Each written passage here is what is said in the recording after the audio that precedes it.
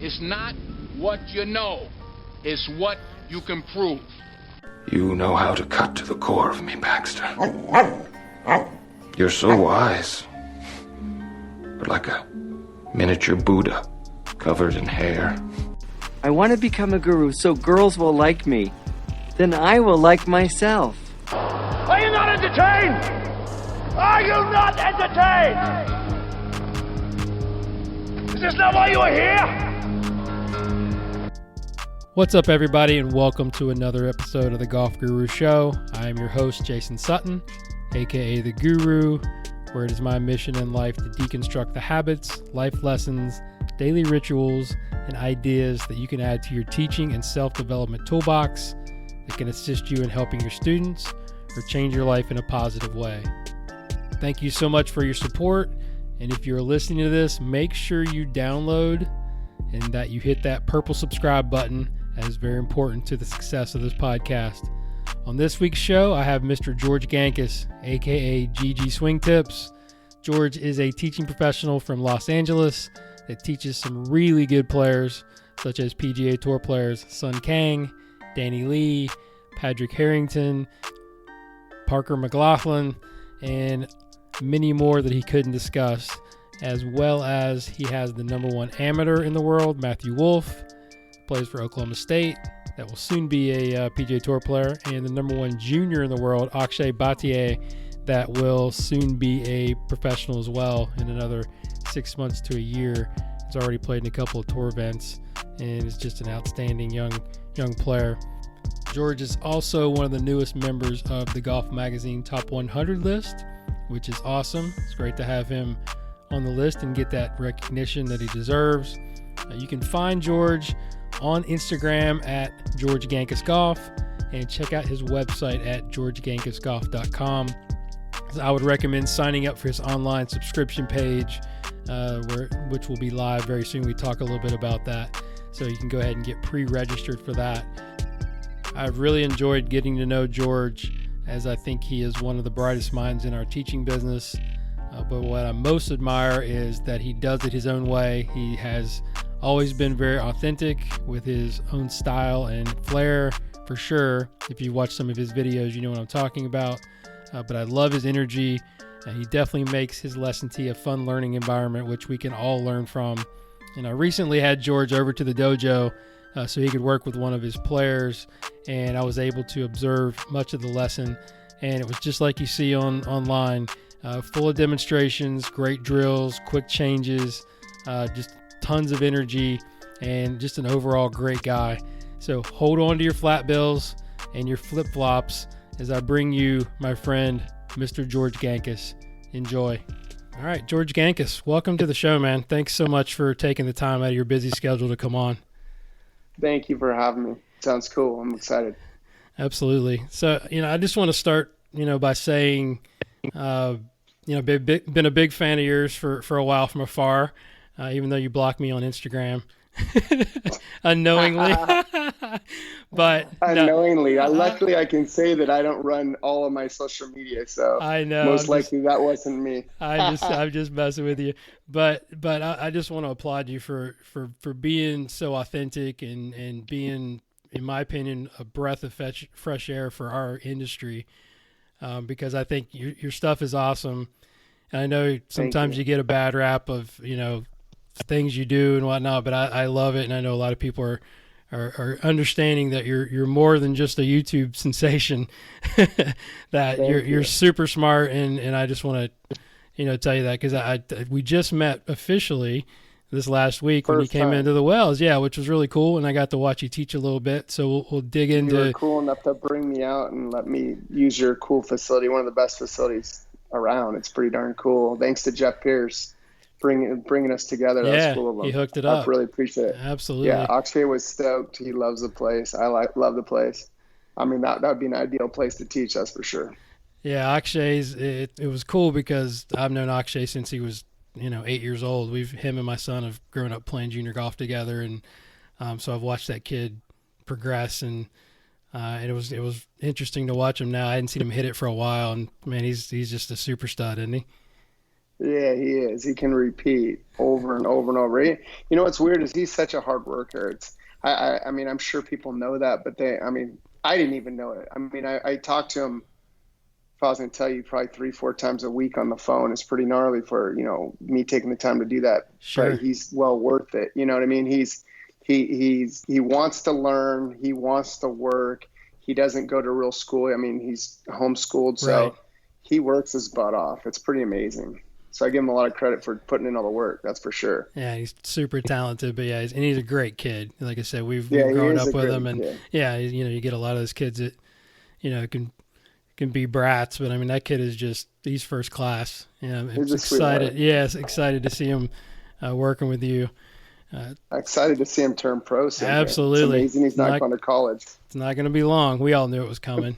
on the Absolutely. inside, yeah, everybody in North Carolina kind of saw it coming. So I'm really That's pretty excited. cool. How to see far that. is he from you? How far does he live from you? A couple hours? Couple hours, yeah. Wake Forest is only 2.5, 3 at the most.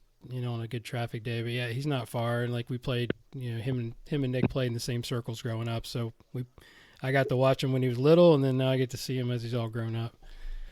Is that how you met Jeff Pierce from Wake No, Forest? No, he was Georgia Tech. Yeah, he was he's Georgia Tech. Yeah, no, I just Tech. met Jeff just through the business, just through meetings He's a good and dude, social too. media and all that stuff. Absolutely, yeah, great coach.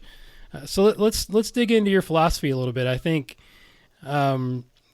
it's interesting. I know you've got your own flair and you've got some different things that are different ideas. I would say that, as I always tell young coaches out there, is not to judge somebody else's philosophy until you really understand it. And I think, as experts in the business, we all think we know everything, right? So it's always cool to learn some new stuff and different ways to explain it. So talk a little bit about how you developed your teaching philosophy and just what influences, I guess, sort of pushed you in that direction. Well, first off, I would say that I don't have a philosophy. I try to use more of matchups. I know a lot of people think they know what I teach. Until they've been with me, they have no clue what I teach. So it is kind of cool that they see me do like some things that look really whacked. And I understand that. I mean, a lot of my, exaggerations look different than other people. So, but you are seeing a lot of tour players start to use them. So Sure.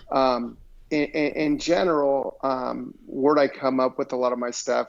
It's just I stole it all from players, watching good players, and what I liked out of players. I like a lot of old school swings. I like Jamie Sadlowski's speed stuff, just how he's generated speed. I'm fascinated with people that are smaller, that aren't doing juice, that are actually creating a lot of speed, and why that's happening. That intrigues me for sure.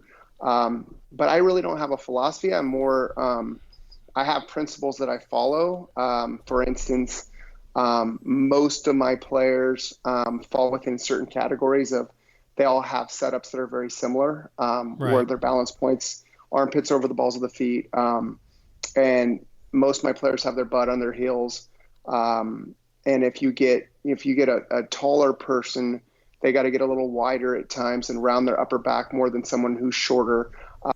And if you aren't balanced within those parameters, there's certain things that are going to happen. A lot of people are going to actually early extend just because their armpits are on their toes. And the people who don't actually early extend and stay in it, like a DJ who's super talented, you're going to see his right knee do a stanky leg through the ball because he's holding up his balance. That's his way to hold the balance. You're going to see an Adam Scott with his armpits out on his toes and his head moves way back about 6-7 inches, and you're going to try and copy that.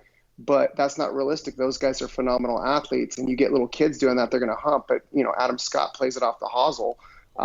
You got all these matchups that are cool. So that's one parameter is setting up within certain areas.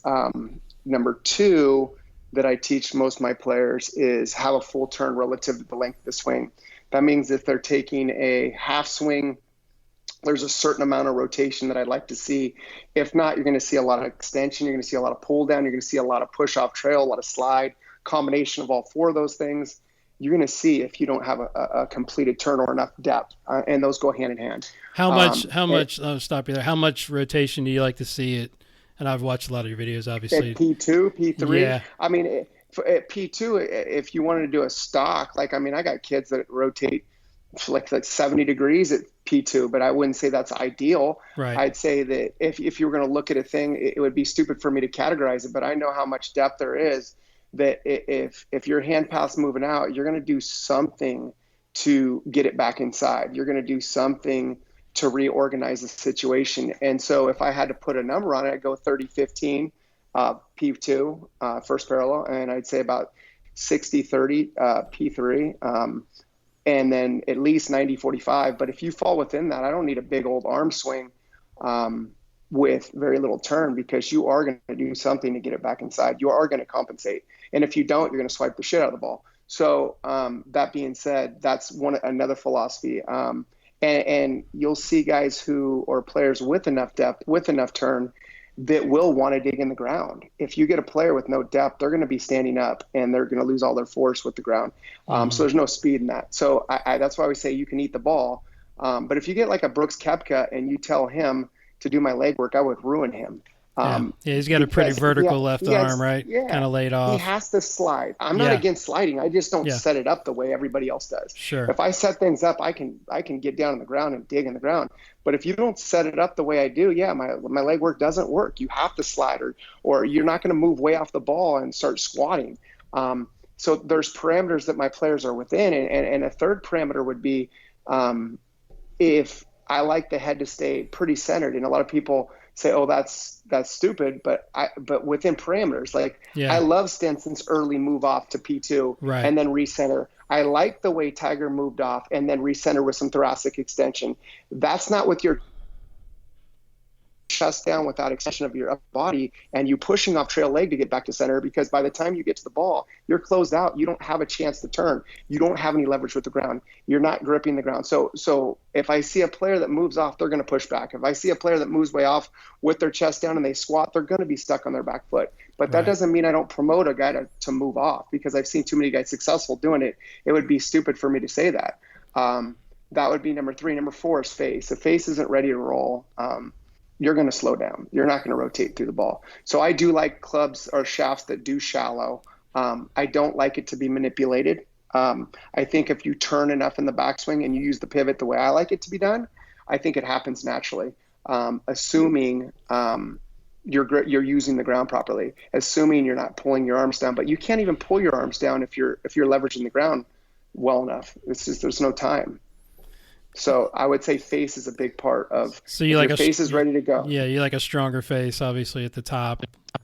No, I'm not. Or so much. You're talking about more like 6. By P6. Yeah, by P6. Yeah. I just like it to be square to backline, and that would be stupid for me to say to a little kid or someone that doesn't have speed, because they need height. Right. And so there's going to be more toe up, and they're going to be adding loft a little bit more. They're going to be jumping a little bit more to compensate for that, and that's fine.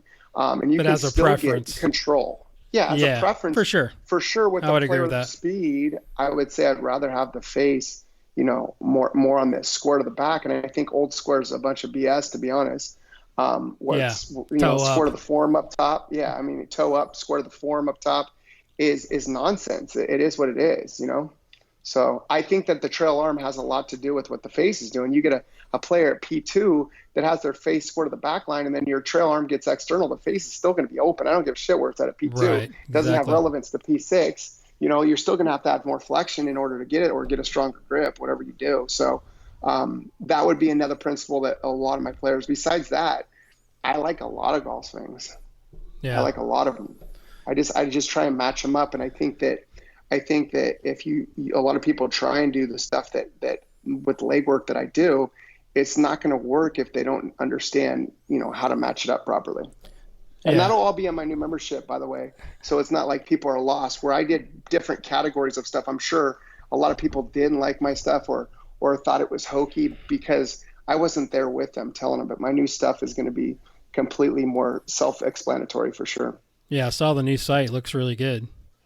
I appreciate that. Yeah, It took a long time. I know, and because you're no longer GD Swing Tips, right? You're just George Gankas No, Golf. I got the domain name. Okay, you got it back. Okay. But he has rights to it for 4 more years, and he's got some stuff that he's taken back to me but I'm not affiliated with it at all. Gotcha. I'm not getting paid from it. At any point did I have any kind of we just actually set a deal. So I will be getting paid for some of the stuff, so I can be honest about it. But in general, for the last year and a half, I had no affiliation with it at all, nor am I part of it. So yeah, I find it interesting looking at, and definitely going back to the setup stuff. And I was guilty, just like a lot of people back in the day, of trying to get everybody's rear ends out and back straight. And to look at what you're doing, I think it definitely makes good sense. Have you ever found, because I mean, we're all trying to get people not to hump it. You know what I mean? Like, that's got to be one of the most difficult changes, especially. To be honest. Well, I mean, if you change setup, it's the fastest way. And if you've changed face and you turn, there's no reason to stand up. Well, some guys just have to, I think, just maybe based on flexibility, or they can't separate. I mean, I'm talking more club players. I mean, I think you're teaching purely elite guys. I'm teaching handicappers like you. No, okay. That's not true. All right. I'm teaching 30s, 20s. I got old, young. I got all kinds of, like, during the day, I probably have 5 or 6 guys are like legit 20, 30 handicappers, and I love it. It's fun. Okay. So you think just set up. Just because you can see me. Yeah. You can see me right now. Yeah. What I do is I put the butt under the heels, and I just say, hey, show me impact. Boom. And Yeah. I'll take them from here, and I'll say, just go and take a half shot, but I want you to turn at least 60 degrees from here. And then I want you to get your butt back, and within a second, they're back. And then I'll actually get their face strong.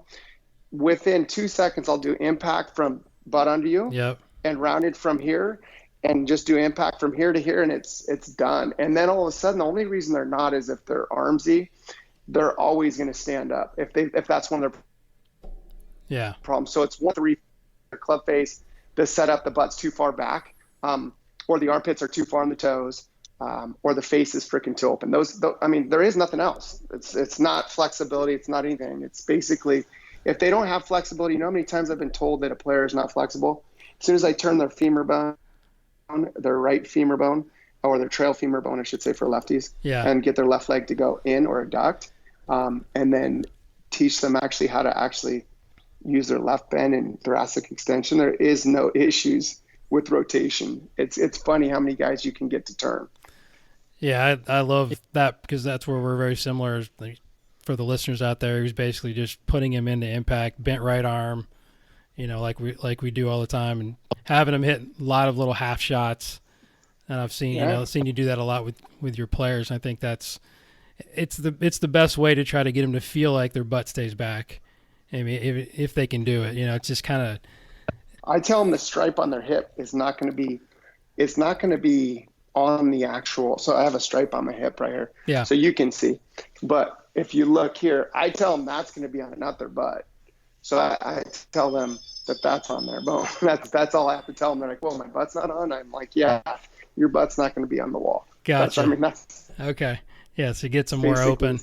I try and keep it that simple. Yeah, I like it. Yeah, 100%. And then a lot of times I get guys that are super open with their hips, but their chest is closed. And I got to be careful what I say when I say hips open 45, chest open 30. That's just a reference. Sure. And you get someone like a Victor Hovland to get an open chest, or you get someone like Brooks Koepka, or someone who doesn't have a lot of depth in the backswing to get 30 degrees open with their chest. That's a bad matchup. Right. You can tell Rory that because he's got deep arms coming down. The chest wants to be open 30 or even 40. No perfect number. It's just kind of a reference, but if a player has too much depth or not enough depth. And their right bend's going to be back behind. Their chest is going to be square, and that's fine. But they better have that handle forward. Yeah, that usually means that face better be pretty shut. And you look at a Brooks Koepka shut. You look at a Victor Hovland shut. These are all the players that have a lot of secondary tilt because they don't have enough depth. Whether it comes from a slide or a push or a right bend that's turned not around, it's just back. Or a left leg that extended with right bend with square shoulders is going to create a lot of secondary tilt, which means you're going to bottom out back unless you get the handle forward. So opening up for impact drills, I got to be careful on what you say. Yeah. So it's like you got to decide whether, like you said, if he's a world-class athlete, you're not going to give him arm depth like Brooks. But that's well, I will, but I wouldn't mess with somebody that's already established. You're correct. Yeah. Exactly. Yeah, I get it. So yeah, and that was my next question is like, what do you do? But if you do and you decide to give them the depth, then all of a sudden they're dumped under, you better change their bottom. Right. You know what I mean? If you start giving them any kind of depth or change their backswing and they still have the same bottom, they're going to be dumped unders ever. For sure. Those are things that you got to fix too. Yeah, and that's where I like the pivot. Yeah, I'm listening. What is that? What is that in the background there? Is that your phone? That's a doorbell. Oh, okay, gotcha. Somebody's breaking in your house. Thank you very much. Yeah, they're bringing in some food. Okay. My wife ordered it. Nice. Okay. So, yeah, go ahead again. There you real go. Life stuff. That's okay. So yeah, I'm back. Yeah, get it. You know, talking about your pivot, I like the late center. It seems to be, I guess, people, because we used to really keep people on their left side if you're in that stack and tilt or even some of the MORAD stuff. I like that the little bump, and then late center. Dana Dahlquist is big on that, as you know, and Scott Cowks. And you talked about Old Tiger, so you kind of see that. But I also like the way you get their upper bodies. As you start down, you get the upper bodies a little bit more on top as well, with less, right side bend, to keep them. I don't mind right side bend though. Not a lot though. It seems like, right? Yeah. No, I have a lot of right side bend. I just have the left side of the pelvis low with right bend and front bend, which depending on where your actual. So let's say that I open up my chest real quick and I have front bend or my left side of my shoulder low, I'm going to be moving forward. Mm-hmm. But if I actually have my shoulders back 45 and I have front bend with right bend and lead side low, my head's going to be right pretty much on center. It just depends on how open I am with my chest. So some of my players used to try and get lead side low, like the left shoulder low. And that's a bad remedy if your actual shoulders are wide open, you're going forward. But if your shoulders are not all the way open, that's a different story. But in general, yeah, I like right bend. I just don't like right bend, right lateral bend, or right lateral flexion with the lead side of the pelvis high. Then we got a disaster. There you go. Yeah, if I get somebody to go this way, I hate that. Yes. If I get that those are different because now the spine's going in two different ways. I like that. Lower spine going towards the target, upper spine going back. Yeah, and you see that. I think you see that a lot with young kids, right? When they're trying to get more speed, when they're tiny, they want to slide too much. Arms get trapped behind them, and that seems like your leg. That's why you got to pull them down. You got to pull them down because you're out of position. Something happened to where you have to pull them down. That's why when I talk or stack and tilt or say you have to pull down the arms, and they start talking a bunch of stuff.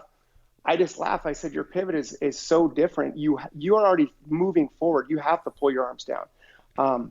With the pivot that I teach and the position I have, you don't have to pull your arms down. The arms come down with your natural geometry of your shoulder. They do come down. They will come down. I'm not trying to leave them up, but I'm sure not trying to pull them down. Yeah. Yeah, I know. If you're sliding, yes, they're going to get trapped behind you. Yes, they're going to get trapped behind your seam line. If you don't have any turn in the backswing and then you start sliding, yes, your arms are going to be trapped behind you. You do have to pull them down. But I don't set my pivot up like a lot of people. I don't, and I never will. I mean, it's a huge power loss. So what if you got somebody that has enough depth, with their arms in their hand path, and they still come over it? Like, what's the first thing that you attack? Because is it the legs or the? They're not turning in the backswing. Just because you have depth doesn't mean anything to me. It means, are you going to pull across a closed body on the way through, like Tiger using with his irons and driver to go left for TrackMan numbers? Or are you trying to pull across a closed body in your backswing and get your arm trapped behind your seam line?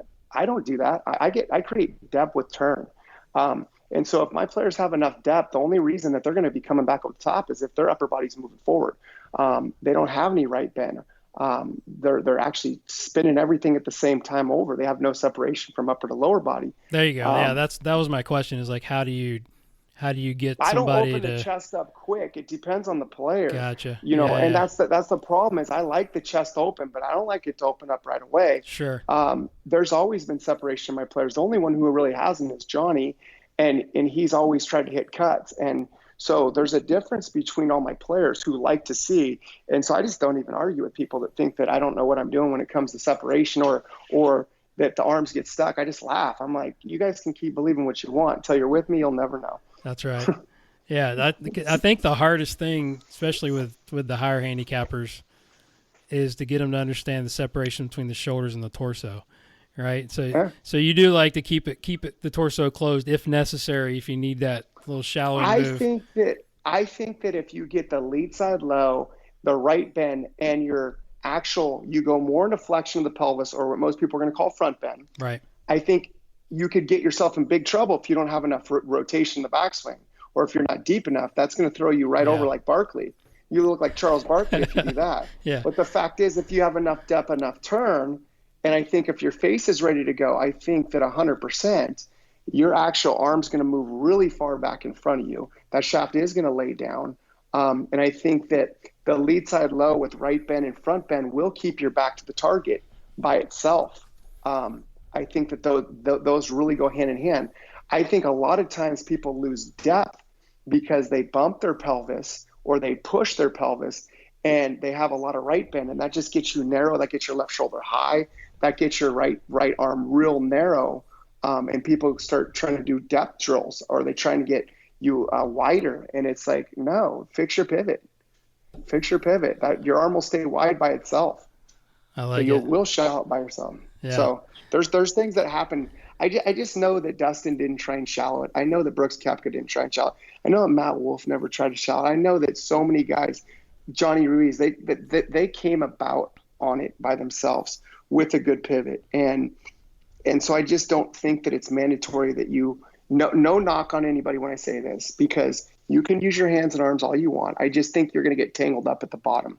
I think that you're going to be stalled out at the bottom because you're going to be more concerned with a look up top, that at the bottom it's going to look like shit, and you're not going to have any face control, no compression, no speed, but you can make it look cool in transition. But that's not the way the golf swing works. Sorry. Yeah, I know DJ's junior coach very well, and I know I've seen videos when he was a kid, and he was always under, big time. Oh yeah. So now he's. We're talking about Alan.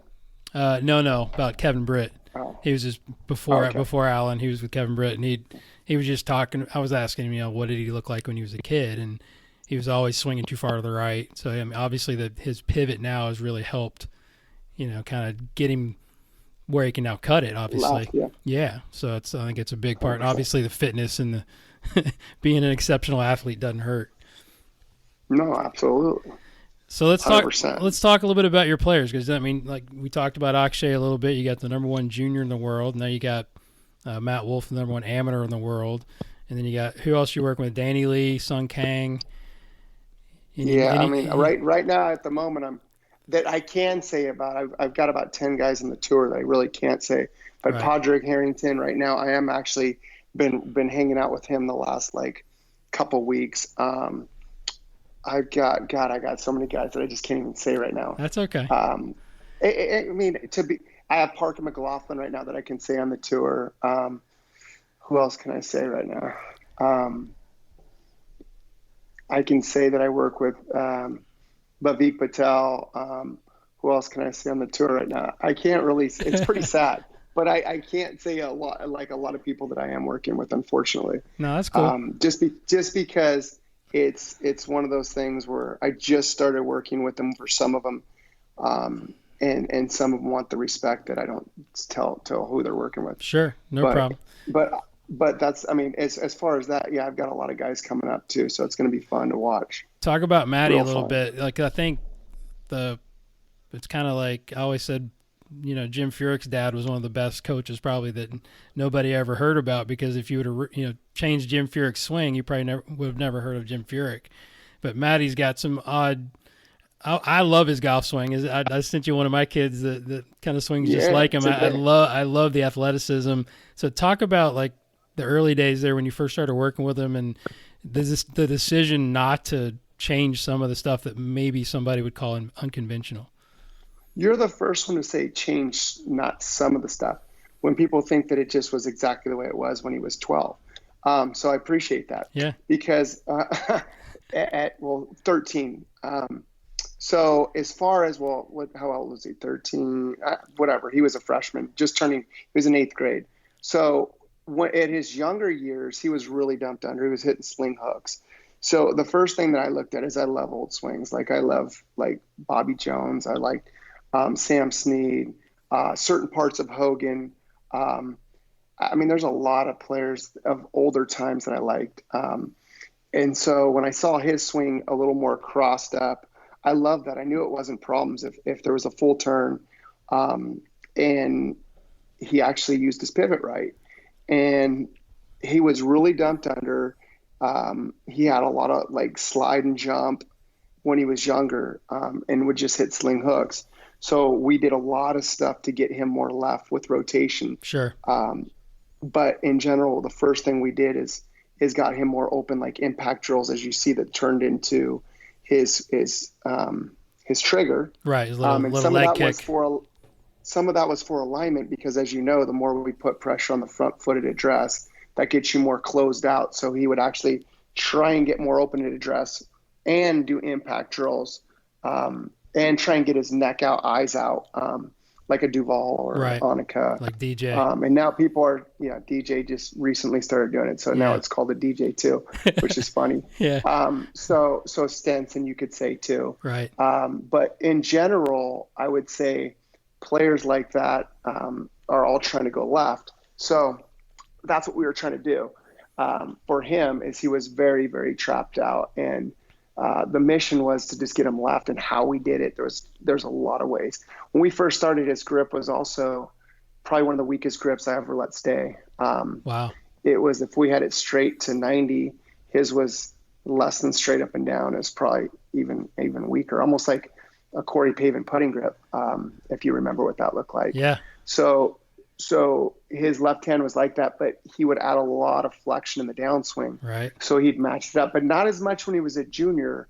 It was kind of funny that his path was about 15 right when we started, and his face was anywhere from like 6 to 8. But I told him, I said, we're going to get your path more left, and then you're going to start hitting blocks. So his path and face started matching up about 6, 7. Mm-hmm. Path and face were both about 6, 7. So he started hitting blocks. He's all, what is going on? And I said, now we can start moving your face, and we can start closing it. We can start closing it.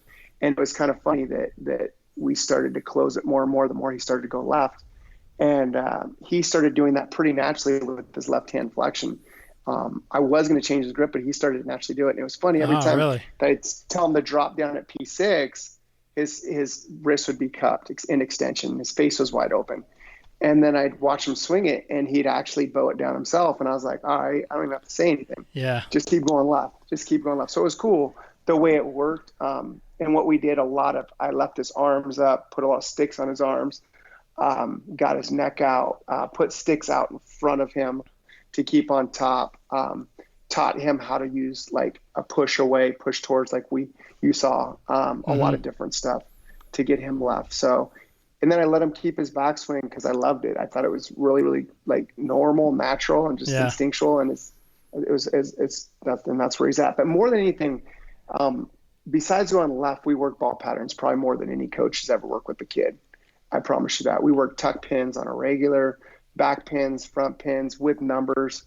For instance, if he was hitting a 9-iron 170, his minimum was 150, and we go 170, 150, 165, 155, 160 from top to bottom with tuck pins. And he started getting so good at it. And we had a gridded system where if he was anywhere left of the pin, he'd get -2. If anywhere bail out right of the green, -1. On the right side, 0. Anywhere in the grid that he wanted to be in, just right of the pin, it was +1. And then he got +1 for the right number within 5 yards. And then we started to move it to 3-yard increments, 2-yard increments, only from 150 to 153 if it was a front pin, back pin. I mean, it was pretty exceptional what he was able to do. And then a lot of combine stuff. Yeah. And so when he went to Oklahoma State, Bratton's like, I haven't seen a kid that is this prepared with flights. And I'm like, yeah, because the kid's different. Yeah, he's definitely special. Yeah, and I know you're so underrated in that part of it, because I think I heard you in another interview talk about when you came up and first started coaching, you mostly were on that coaching side, right? You were taking guys out on the course, you were doing the games like that. So talk a little bit about that as you started teaching, before you got into more biomechanics and more technique. Like, what are some of the things that you did with your players, and what did you learn from that? I honestly miss doing that. I mean, it's because, like, no matter what, since I started, I took a surfer, made him a scratch in a year, and we just played every day when I didn't have a job. It's because we would play games. Just playing games on the course is what kids need to do. They don't need to be technical. They need to know how to control the curve, make it as they need to stay as dumb as they can.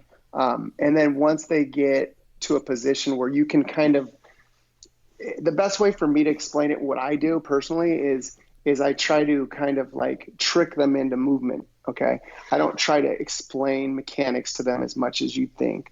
I try and get them to either go left or right with certain things, like whether they're putting a stick out here or there. And if the kids are really smart and they want to know stuff, I'll throw them info. But in general, first off, when I first did it was I used to take kids behind trees on the right side of the fairway, with trees on the right, and they'd have to cut around trees from 150 to like 200, and I'd pick a random number. Then I'd go from, 100 to 150 on the next hole on the left side of the fairway. Then we'd go from 50 to 100 on another hole where it was left where there's tree. We go back and forth on the fairway the whole way.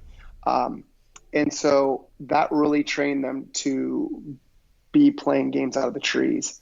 A lot of 2-ball, worst ball, a lot of up and down challenges, a lot of 30-yard and in challenges stuff, whether it was bump and runs, pitches, chips, flops. 30 to 70 was a huge category, which I have for my kids. I used to have games where they couldn't leap till they're 25 feet from a ball 30, 40, 50, 60, 70. And we'd have to do this because we didn't have the TrackMan stuff. So it was kind of fun. Prior to TrackMan. So 80 to 120, I'd ride marker ball 1, 2, 3, 4, 5. And it was always one-on-one, one against another kid. And we do 120, I drop 110, 190, 80. 120 to 140 was 5-yard increments.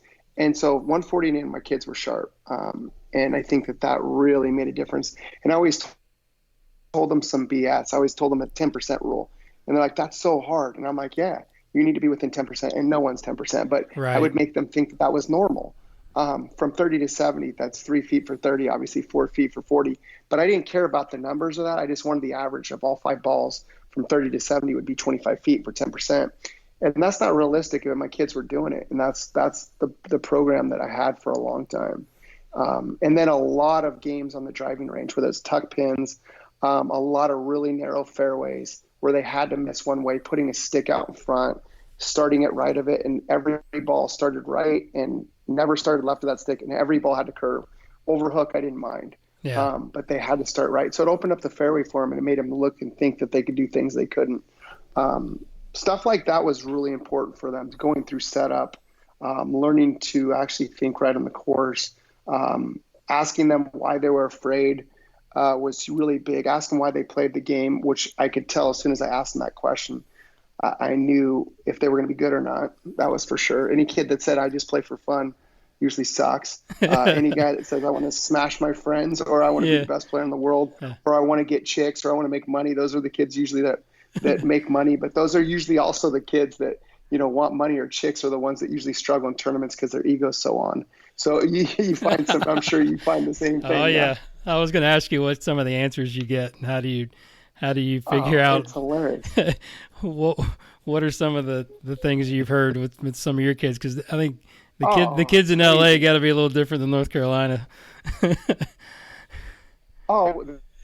I can't even say the words they use, but they want girls, or they want money, or they want fame, or they want to be cool. I mean, it's hilarious. The things I'm like, well, then you have the fire now because that's what you want. Yeah. That's good to have that fire, but you're going to struggle in tournaments because you're already an ego-oriented kid for sure. Gotcha. But once you teach them, to be okay with a lot of outcomes, they start to realize that things can be, put in their order and not make such a big deal out of playing bad golf at times because, it's not the end of the world. It's not them as a person. It's really important for them to understand that they can't attach themselves as a person to what they shoot on the course. there's just going to be a constant improvement. And it's sometimes when you're working on stuff, you're going to get bad results, and that's fine. Yeah. You got to be okay with all the outcomes. And I think that a lot of kids that I work with are okay with the outcomes for a long, long time. They're okay with, shanking it off the first tee. They're okay with looking stupid. They're okay with getting beat by their friends. They're okay with, pretty much all outcomes. Somebody banging out their girlfriend, they're okay with that. As soon as they're okay with it, it doesn't happen. You know what I'm saying? Yeah. How do you convince your kids that though? I mean, you think that's something that's they're innate? Like, well, obviously Matt Wolf. First off, I just going back to like the kid that I showed you. The thing that you battle a little sometimes is, everybody's going to tell them they need to change their swing, or everybody's going to tell them that that's not going to work. How do you, and I think that you hope that it's going to motivate them. Matt Wolf is okay with all outcomes. Yeah, Matt Wolf is okay. Right. But when I tell you that, you'll believe it when I tell you. Last year at Nationals, he calls me. He's like, "Haven't been this nervous in a while." I'm like, "What are you nervous about?" He goes, "Wow, we got Nationals, blah blah blah." And I said, "Well, so tell me your thoughts." He goes, "Well, I just want to win Freshman of the Year, and I want to win the national championship." I said, "How bad do you want it?" He goes, Are you okay with not getting it? And he goes, "No." I said, "Then you ain't getting it." And he goes, and he started laughing. "Well, that's right. You ain't getting it if you really want it that bad, and you're not okay with not getting it." And he goes, You're right. You told me 100 times I got to be okay with that. I am okay with not winning Freshman of the Year, and I am okay with playing bad." And he didn't obviously play bad, and he did get Freshman of the Year. Because he's freed up now. And he was freed up. And I'm not saying that was all me. I'm just saying in general, I put things in perspective for the kids, that golf is not that important. Golf is always going to be a game, and golf is supposed to be fun. And it, and we can't attach it to our identity. We'll lose our minds because golf is too cruel. Yeah, it really no is. It's an up and down battle, and especially when you try and improve, a lot of times you get worse. Unfortunately, maybe you hit it better, but sometimes I've got players who hit it better right off the bat, and they fly greens and make doubles. Or they flush the ball and they're not prepared for it, and they make bad mistakes in the course. And then that's my fault. You know what I mean? Or your fault, because you're the coach who's coaching them, and right. they shot 80. Yeah. And that's just not fair, because people don't know what behind the scenes is really going on. They don't know that, God, this guy just made a ball pattern change, and he's been needing it for 6 months because his wrist is messed up. And then he goes and shoots a big number, and it's the coach's fault. But it's our business is tough too. It's understanding personalities, what we can change, what we can't change. Those are some things, as you know really well, that are very, very, very, very hard to actually predict at times and understand. I mean, that's what we are. We're psychologists too, psychiatrists. There's no doubt. Yeah, I call that the EQ part of what we do. It's like how to coach them up when they don't have their best stuff, or how to get on them when they need it. It's like, how do you figure that out? I mean, that's one of the questions I was going to ask you. Is I think as a top teacher, we need to develop the IQ and the EQ, the self-awareness, the empathy, the reading the body language. What do you feel like has contributed to you being good in both? I guess I like the EQ side, the answer to the EQ side, because we know the IQ. You've talked about, who you've learned from, and we'll get into the coaches here in a minute, but talk about the EQ side. Where did that come from? And is it more experience, do you think, or trial and error, or do you have some resources that you've gone to? I just think that in general, when you look at a player and you know that they're suffering, or they're getting really cocky, or when they're way over their head, whatever it might be, I personally just know how I react best. I know that some kids love to be praised, and I know that some kids need to be beat down. I know that Wolf likes to be actually praised. He probably doesn't even know it, but I do. I know that, some of my players like to be shit talked to. They like to get beat up physically, mentally. That helps them to actually go, I'm going to prove that I'm going to smash this kid, or I'm going to do this or that. And some kids are real fragile. So for me, I think I'm, as you probably are, I'd assume, being as good as you are at what you do, very good at reading personalities. Yes. I can tell immediately if there's a CEO I'm teaching. I can tell in 1 second, because they're trying to take control, and I just won't let them, because I don't really care anymore. I'll just be straight up. If you're a CEO, you want to run this lesson, I'm just stealing your money. You might as well just give it to me now. I swear to God, I'll say that to him. Yeah. I did it last week. The fact is that's not me being an asshole. I'm trying to help people. And if they want to be helped, let's do work. If not, you want to tell me what you're doing. But I'm pretty good at reading people's personalities. And sometimes I'm not appropriate on some things I say. But that's just who I am.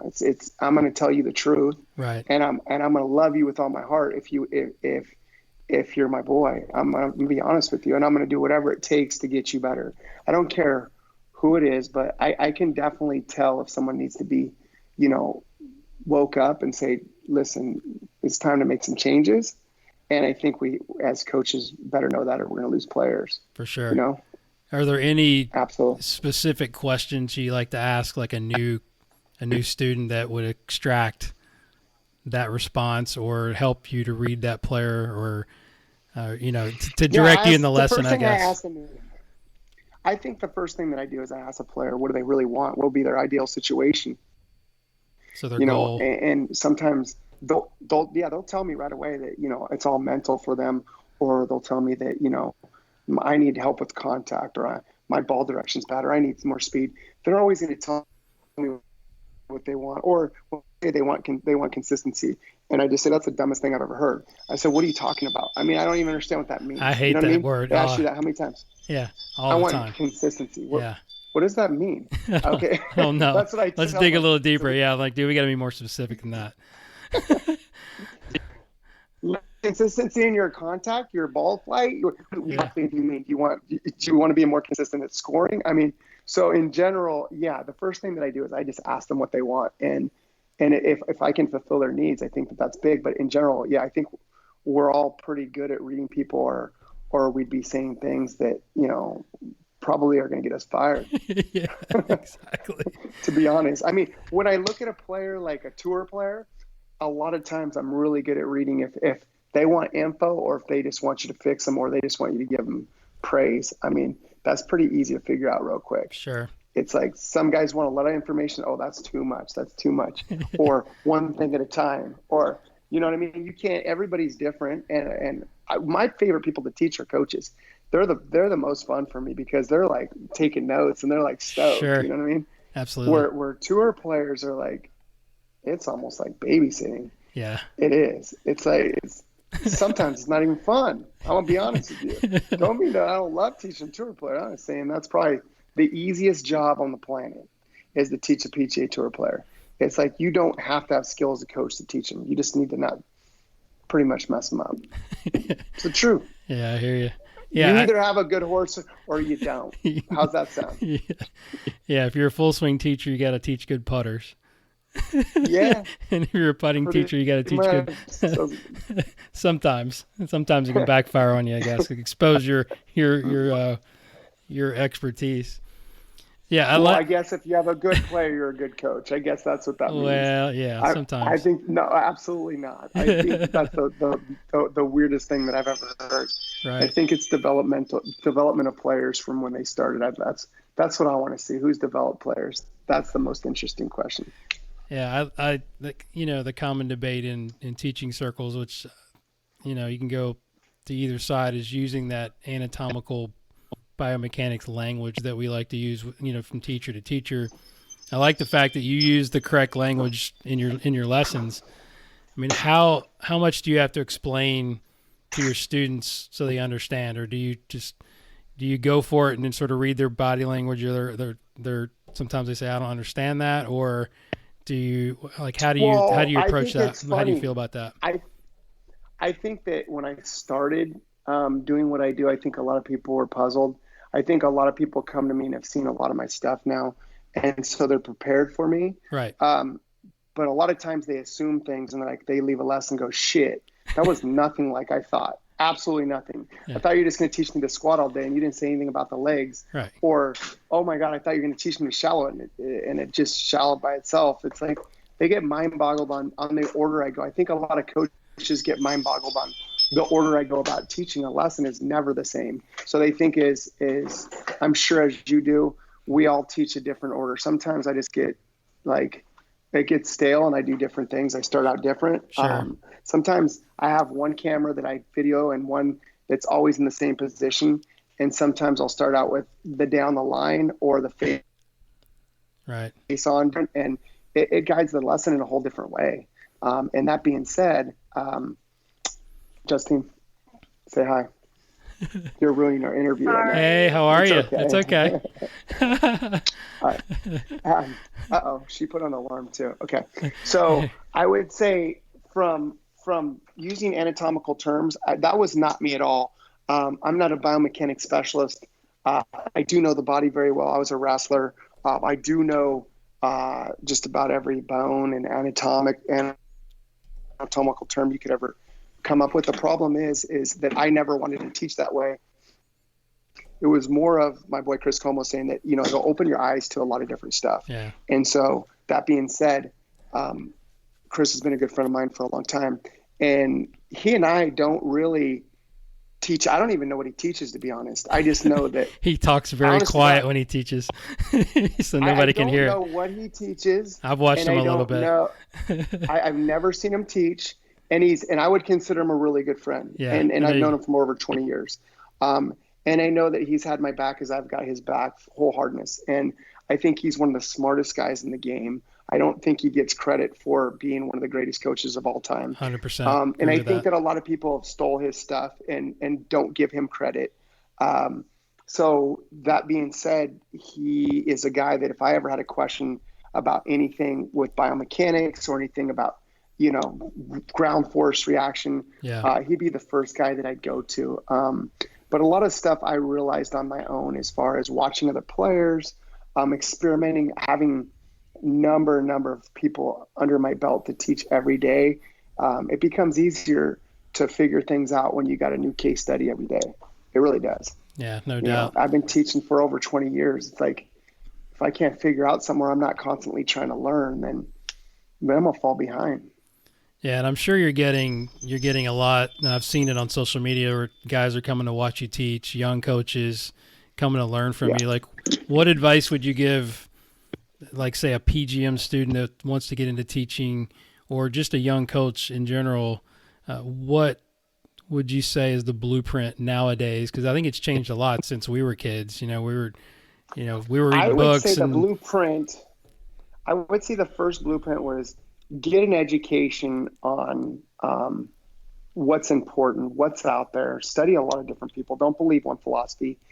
Figure it out for yourself. I'd say, first off, I'd watch a lot of videos. I used to read a lot of books, watch a lot of players, watch a lot of good players, and figure out why, that swing works. Don't just say that swing sucks. Figure out why these different work pretty, or some are really timing oriented, and some are optimal matchups. Like a DJ's an optimal matchup for himself or for someone with his speed, but it wouldn't be for a little kid that doesn't have speed. It would not be an optimal matchup. They'd never hold the green. So understand things like that for new coaches.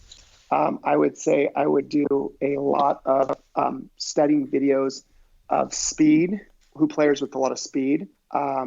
I'd say, honestly, as bad as this sounds, I would, I get my membership program, and I've never promoted my membership program. As stupid as that sounds, there's going to be education that I've learned over the last 30 years that you can get for basically nothing. Otherwise, go watch top 100 coaches in the world. Just go and shadow them if you get the opportunity to. I would say that would be some real good advice. And to start your business out, I would give the best player in your area free lessons if you can, because that will always go a long way in starting a business out. I know I did that, and that went a long way. 20 years ago, I taught one of the best players in my area. His name was JT Kohut, and the word got spread that I was his coach, and that helped my business out. So that's some good advice for those of you out there who have the opportunity to help somebody out for free. That can help you out right away. Yeah, I think that's great advice, and that's what I tell young coaches is if you're not getting to teach a lot, because like I said, there's no certification for experience. You got to get in there and get your hands dirty. Whether you got to do it for free or not, I think it's way more important to see the big picture of like what that can lead to. And you're a perfect example. Oh, absolutely. Did you go through the program? I did. PGA program? Yeah, I did the PGA program, the old program. when they had PGA business schools 1, 2, and 3, and you did write your thesis and do the whole presentation. It's a little bit different now, but yeah. Was that hard back in the day for you, or was that easy? Was that just... It wasn't that hard. It was more, it was just you had to have enough time under a PGA pro as an assistant. Again, the stuff that I learned was all stuff that I went out and got. Like I went out and observed. I read books. I, did courses online. I did, it was all dig it out of the dirt type of stuff, right? It's like you got to go and find it out, and you got to be hungry. Like nobody, the PGA really, the teaching part of it was not great back then. I think the kids now too, like you, the kid that came in and that works for you. I thought he was really smart. I think that he's had an education on seeing you teach, some other really good instructors teach.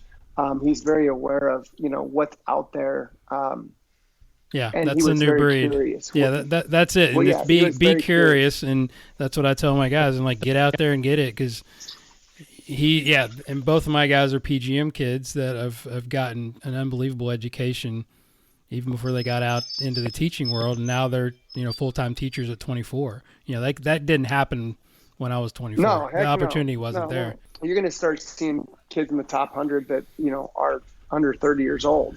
Yeah. And I don't see why not, except for the fact that I think these kids are a million times smarter than we were, but they're jumping in on, as Mike Adams said to me when he said, you're going to be one of the top 100 guys, he said, what these kids nowadays are coming in on the, we got 10 floors, they're coming in on the 5th floor, right? Where we had to start from the ground floor. Exactly. And he's right. I mean, yeah, it's interesting how advanced they get information now, where we got stuff like, don't turn your hips. You can get the X factor. That's a good way to jump stall and try and do anything to slide. That's, or stick your butt back as hard as you can. And that's a good way to actually stall out too. It's a good way to actually early extend.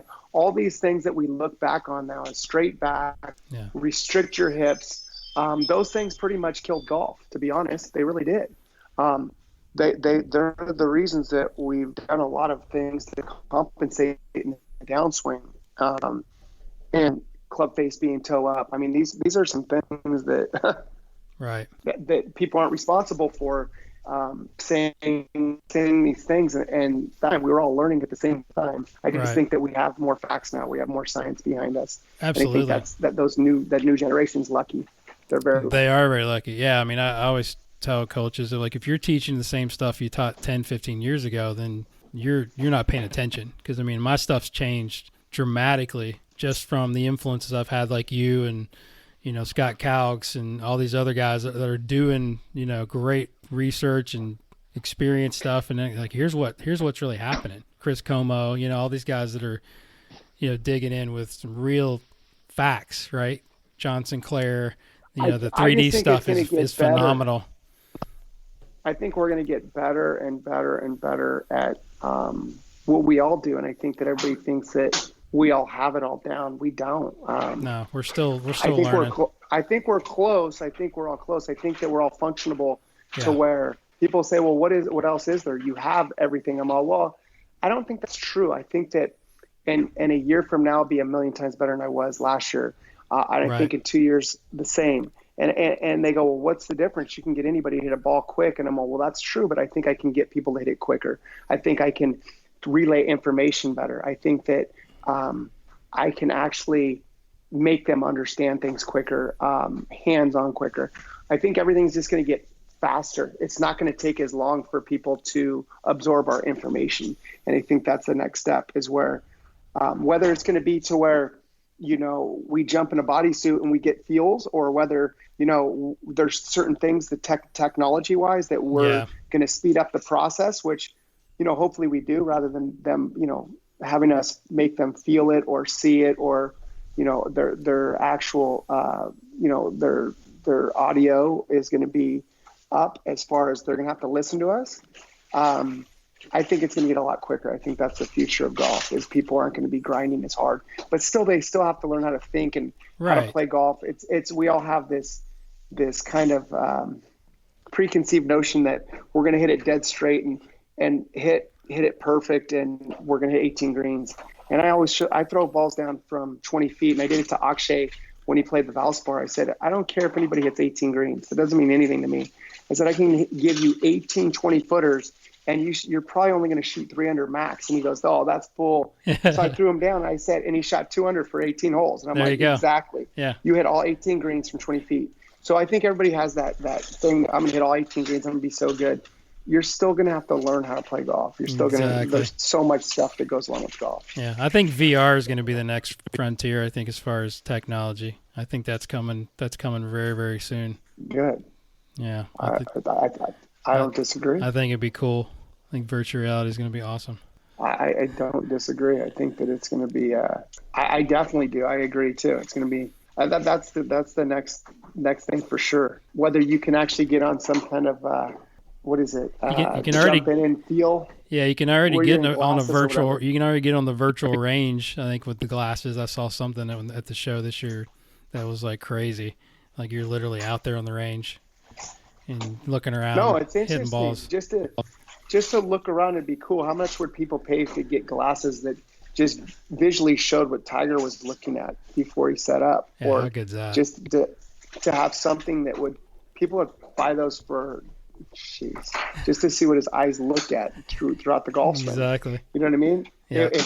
The future is different, that's for sure. So you mentioned earlier, as I do, that you're a big reader coming up. Are there a couple of books that you can say, old books or new books, that have influenced your career, or anything you're reading now that you would recommend or maybe gifted to friends?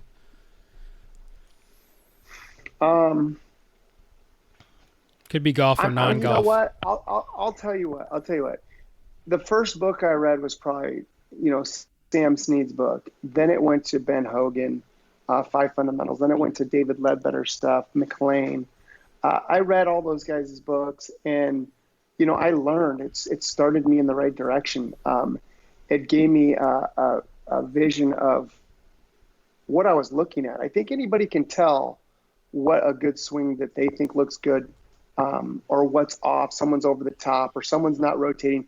But are they really seeing the root of the problem? Are they seeing where the real problems are starting from, or are they just seeing the actual symptom of the problem? So I think that's the gift of teaching. Anybody can see what a swing looks like and say, ooh, I don't like that, or I like this, or that's, a hitch, or whatever they want to call something. And I would say, to actually answer your question, nowadays I think it's just more interesting to figure out why people are hitting the ball good. Why is Dustin Johnson's swing so different than Rory's swing, and why are they both so amazing? Right. That's more interesting to me. Find out why Rory drops it way behind him and DJ's trail arm is way in front of him. Well, we already know the answer to that. That's face. You know what I mean? Right. It is. It is what it is. But I mean, I think a lot of people look at leg work and go, oh, why is Rory jumping at the bottom? Well, his arms are so deep, if he didn't, he'd probably be, more under than you think. Right. And when he jumps, his chest still opens. So he's not getting blocked out. He's just making room. So and why is DJ's arm so deep in front of him? Well, his face is the obvious answer. So we look at all these things and you go, oh, well, Brooks Koepka's arm's up on his ear.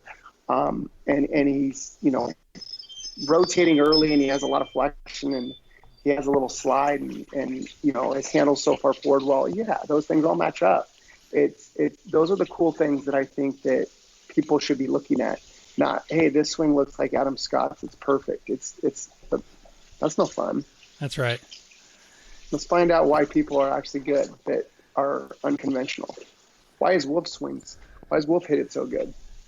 I love that. I love his swing. You know what I mean? Yep. It's just different.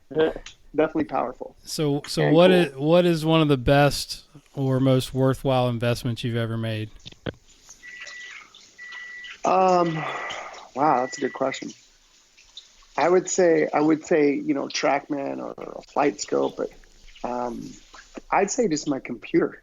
Having my computer and seeing other swings and my camera system has probably been the best investment as far as something that's tangible. Yeah, I'd say probably my whole computer system and being able to see players next to other players and figure out. I mean, cameras are amazing. I mean, as stupid as that sounds, if we didn't have them, you know, we'd probably be different golfers. I wouldn't say that we'd all be better.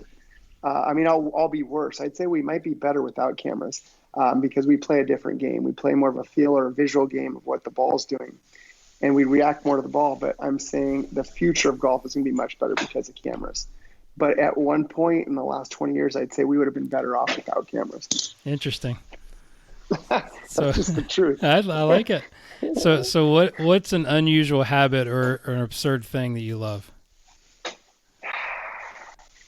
Well, it used to be gambling, so I quit gambling. So that was an absurd habit I had.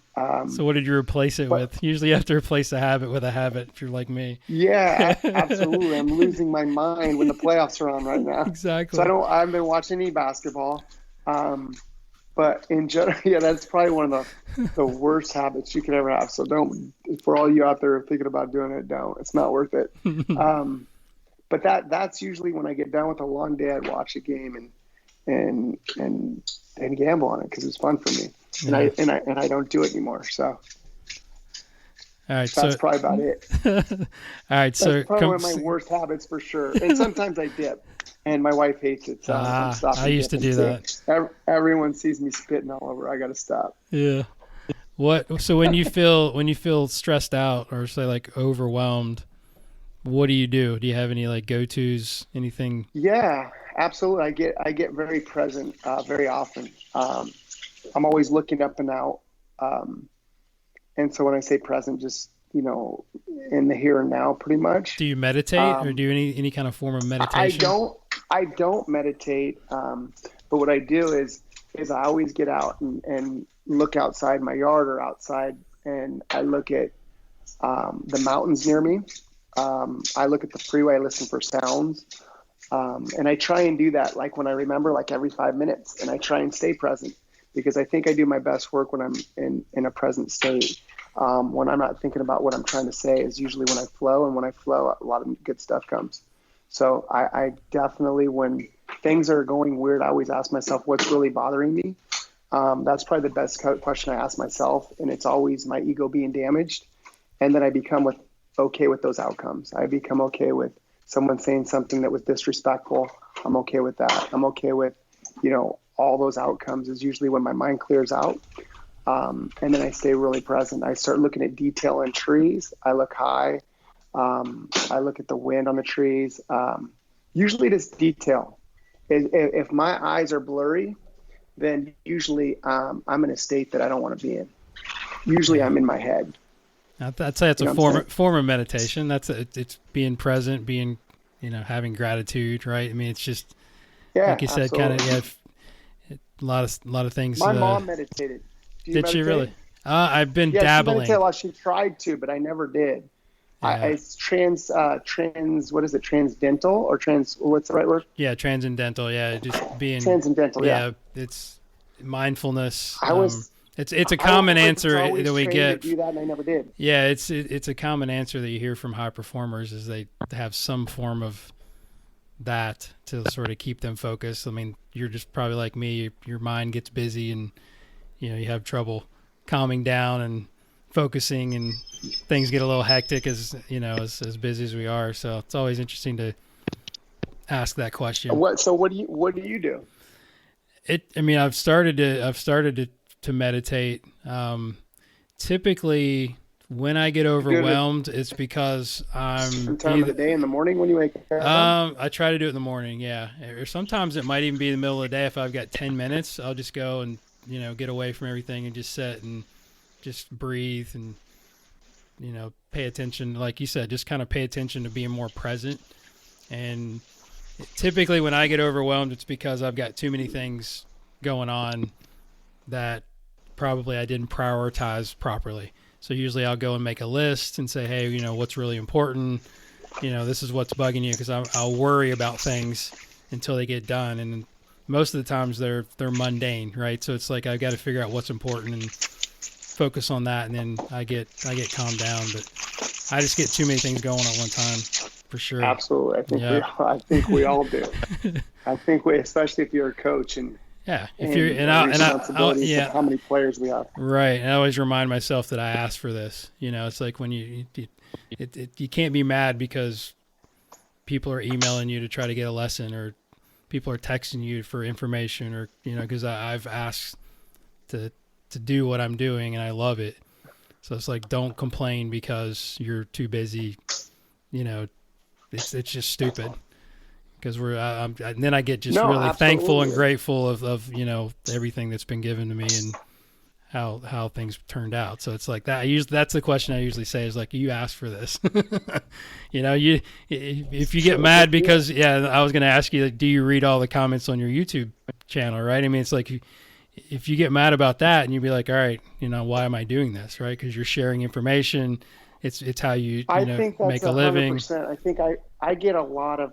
I used to get a lot of like people that would say nonsense on my Instagram on a regular, and sure. I think I look forward to it now. So when people talk trash, it's like I pretty much welcome it because it's kind of funny to me. But especially because people have never seen me in person or you in person, right. For someone to trash talk you without seeing you in person is ridiculous. So or a preconceived notion that you teach a certain way is absolutely hilarious. So I think that's the funniest part about social media or YouTube. That the YouTube part, I don't even have my YouTube channel. That's not owned by me. Okay. But as far as Instagram, I don't respond to nonsense. Usually people respond for me. It's kind of funny. They come to your back, which is awesome. I've seen that. Yeah, I try and stay off it. I hear you. It's kind of funny. If I respond to them, then they pretty much got me. Yeah. All right. So one last question. I appreciate your time. This has been awesome. I've enjoyed it. Hopefully that we'll maybe do it again sometime. If you could have a gigantic billboard anywhere with anything on it, and you could get a message out to millions or billions of people with the message on that billboard, what would it be and why? Wow. It's a great question. You put me on the spot. I would say golf related or not golf related. It's up to you. You can do one of each if you want. You can have 2 billboards. What would it say if I could have my own billboard with any kind of like information on it? I would say stay present. That's exactly what I'd say. There you go. I think that's the biggest. I think that would be the most helpful thing on the planet for everyone. I think with the phones and the social media and all the bullshit we deal with, I think staying present is the best like gift we could possibly have. And I don't think people even know. I have had more than, I'd say 90% of my students that I say look up at the mountains and can you hear the sounds? And I ask them if they can actually, how often are they in that state? And they're like, never. And I'm like, yeah, you're not living life. It's just the truth. I love it. It's pretty sad, but it's the truth. I thought you might go with like get crossed up and get squammed out or something. Well, you said real life. But yeah, I would just, if it was up to me, I just have a big wet board with a bunch of wet signs, and then say, yeah, bro. And that's probably what it'd be. That's probably what I'd do. I love it. Oh, you know what I'm saying? That's so cool, man. Thank you so much, man. I really appreciate you doing this. Thank you for having me on the show. I appreciate it. It was fun. Do everybody a favor and let them know how they can find you. Give them your Instagram. Give them your website, all your social media platforms. I appreciate that. Yeah. The only two really, George Gankas golf is just my Instagram, and then my new membership. We're done with all of the filming, and now that my guys that are actually doing editing right now, and in the next couple of weeks we're going to be actually advertising and launching within hopefully the next month and a half here. So that's out of my control. So georgegankas.golf. You can pre-subscribe so you're notified when we actually launch.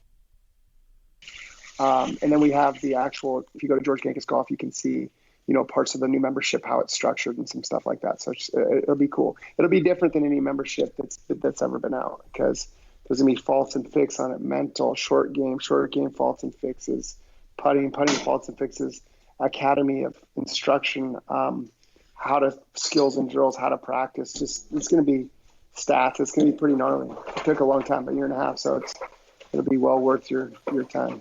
Awesome. Well, dude, don't ever change. Keep doing what you're doing. I will not. And we appreciate you putting all the good content out there, and I will talk to you soon. Thank you guys all for listening and watching. So hopefully we didn't bore you. No, I think it was awesome. So I appreciate you, man. Thank you. I appreciate you. What's up, everybody? Guru back here again with a couple of things before you go. First, big thank you to Gigi for coming on the show and sharing some incredible knowledge and information that I know will help all of you coaches out there and to help your players. If you ever get a chance to get out to LA or anywhere he's in the area to go watch him teach, I highly recommend you do that. It's definitely informational and you can learn a lot. Make sure you reach out to Gigi on Instagram at George Gankas Golf and give him a social wave or ask him a question. And check out his online subscription site that's going to be up very soon at georgegankasgolf.com. You can follow me and reach me on Twitter or Instagram at GolfGuruTV. Follow me, please. Also, check out my website at www.golfgurutv.net, where you can find videos, articles, and more information on my teaching and coaching. If you have a question or comment, you can email the show at golfgurushow@gmail.com, or don't be afraid to hit me up on the DM if you have any questions or comments. I would love to hear from you. I'd love to get some more feedback. This show and all episodes of the Golf Guru Show are produced by myself, Jason Sutton. Music is by Zach Mullet, aka Cutta Beats. Leave me an iTunes review. Leave me a 5-star rating would be even better. And also make sure you share this episode and all episodes of the Golf Guru Show, and hit subscribe and hit download. And as I always leave you with the infamous Jim Rohn quote that I live by: study, practice, teach, and then pass it on, and then give credit to the creditor. I'll talk to you next time.